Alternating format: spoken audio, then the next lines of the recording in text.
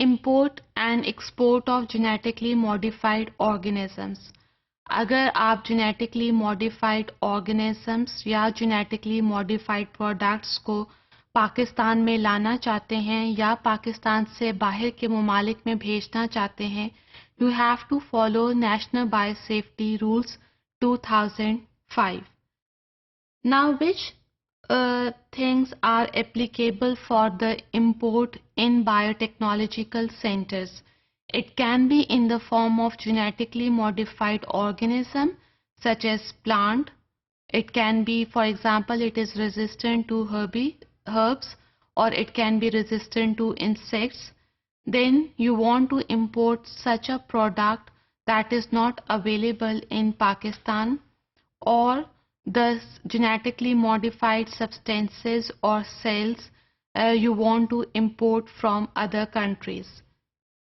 Now for that, according to National Biosafety Rule 2005, 3 چیزیں اس میں دیکھی جاتی ہیں کہ کیا آپ جو چیز باہر کے ممالک سے امپورٹ کروانا چاہتے ہیں, whether it is for contain or safe use or not. Then whether you are intentionally introduce those genetically modified organisms or products into the environment. کیونکہ نیشنل بایوسیفٹی رول 2005 کے مطابق اگر کوئی بھی جینیٹکلی ماڈیفائڈ پروڈکٹ ان intentionally environment میں introduce کرایا جائے تو یہ قابل قبول نہیں ہے. اس کے علاوہ جینیٹکلی ماڈیفائڈ پروڈکٹس کچھ ایسے بھی ہیں جو کہ ہم اپنے ملک میں امپورٹ کراتے ہیں for the direct use as a food or as a feed for animals and plants. Now for the import and export of genetically modified organisms or modified living products, we have to follow certain requirements in accordance with Article 18 of Cartagena Protocol as set forth in the Biosafety Guidelines. Apart from this, we have to follow the guidelines of National Plant Quarantine Regulations. We have to take approval from the International Plant Protection Convention.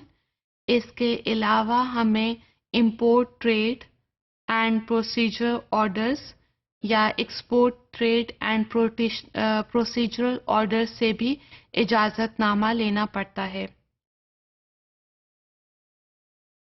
اگر ہم کوئی genetically modified organism یا product Pakistan سے باہر بھیجنا چاہتے ہیں یعنی کہ ایکسپورٹ کرنا چاہتے ہیں تو اس میں ہم 2 چیزوں کو مد نظر رکھتے ہیں. First is the risk assessment کہ کیا آپ کا جینیٹکلی ماڈیفائڈ آرگینزم یا پروڈکٹ جس ممالک میں آپ نے بھیجنا ہے اس کے انوائرمنٹل کنڈیشنز کے مطابق آپ نے رسک کو اسیس کر لیا ہے بائی یوزنگ ڈفرنٹ میتھڈالوجیز اور ناٹ.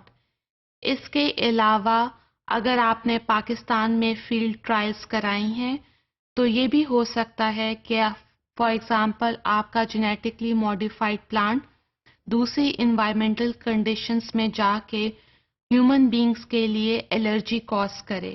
اس کے لیے بہتر ہے کہ آپ نے فیلڈ ٹرائلز انہی ممالک کی کنڈیشنز انوائرمنٹل کنڈیشنز کے مطابق پرفارم کی ہوں.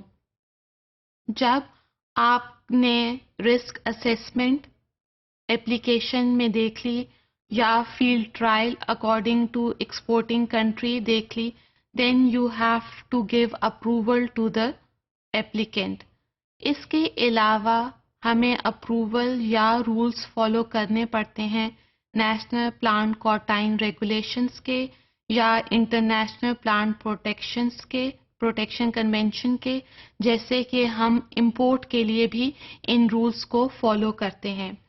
اس کے علاوہ export of genetically modified organisms and their products is also governed by import trade and procedural orders as well as by export policies and procedural orders.